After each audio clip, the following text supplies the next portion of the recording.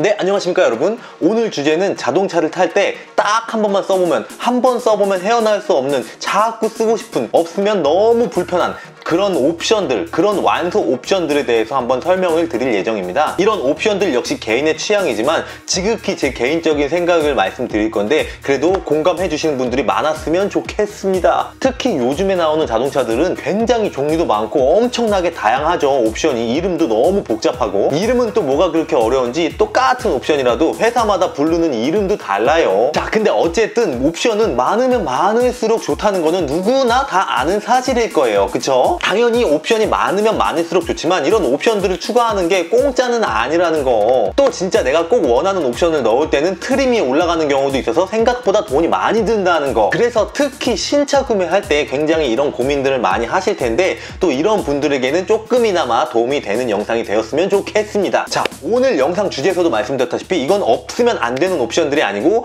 정말 써보기 전까지는 불편한 걸 모르는 옵션들, 한번 써보면 빠져나올 수 없는 옵션들, 써보기 전에는 불편한 걸 모르고 썼다가 안 써봐야 정말 불편한 걸 아는 그런 옵션들에 대해서 말씀드릴 겁니다. 에이?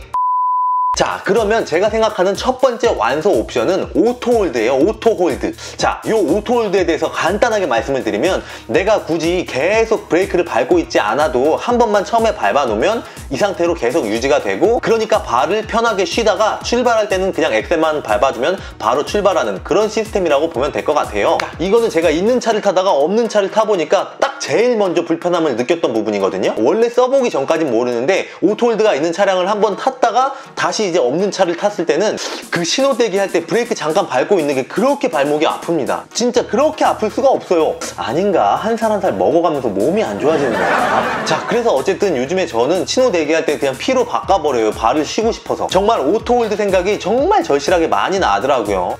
그래서 어쨌든 제 개인적으로는 앞으로 차량을 선택하는 데 있어서 이 오토홀드의 유무는 굉장히 중요한 요소로 작용을 하지 않을까 싶습니다. 자, 그리고 두 번째는 전자동 트렁크가 되겠습니다. 이 전자동 트렁크에 대해서도 간단하게 말씀을 드리면 트렁크가 닫혀있을 때 앞에 3초 정도 서 있다든지 아니면 차 밑으로 발을 넣어서 센서 인식을 시켜주면 트렁크가 자동으로 열리는 시스템이죠. 이것도 제가 써보기 전에는 굉장히 사치라고 생각했었죠. 헛소리 하지마 임마.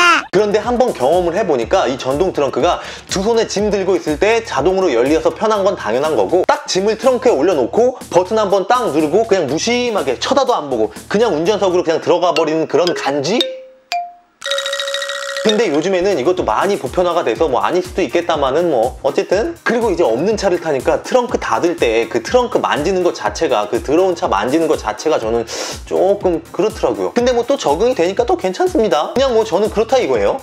그리고 세 번째는 어라운드 뷰 혹은 서라운드 뷰라고 부르죠. 요거에 대해서도 간단하게 말씀을 드리자면 사방에 있는 카메라를 이용해서 위에서 보는 것처럼 이렇게 합성을 해주는 겁니다. 자, 요 어라운드 뷰는 별로 차에 관심 없는 사람들이 차에 딱 타면 엄청나게 신기해하고 물어보고 이런 거는 보너스고, 특히 다른 거보다 그 주차할 때 그 주차 라인 일자로 맞추는 거에 전 개인적으로 굉장히 많이 도움이 되더라고요. 저 같은 경우는 주차할 때 딱 그 주차선에 딱 일자로 맞추는 거에 대한 살짝 강박 비슷하게 있는 것 같은데, 이거 또한 있다가 없는 차를 타다 보니까 당분간은 주차가 삐딱하게 되더라고요. 이거 굉장히 신경 쓰이는 부분이에요, 저 같은 경우에는. 근데 뭐 그렇게까지 많이는 아니고 그냥 은근히.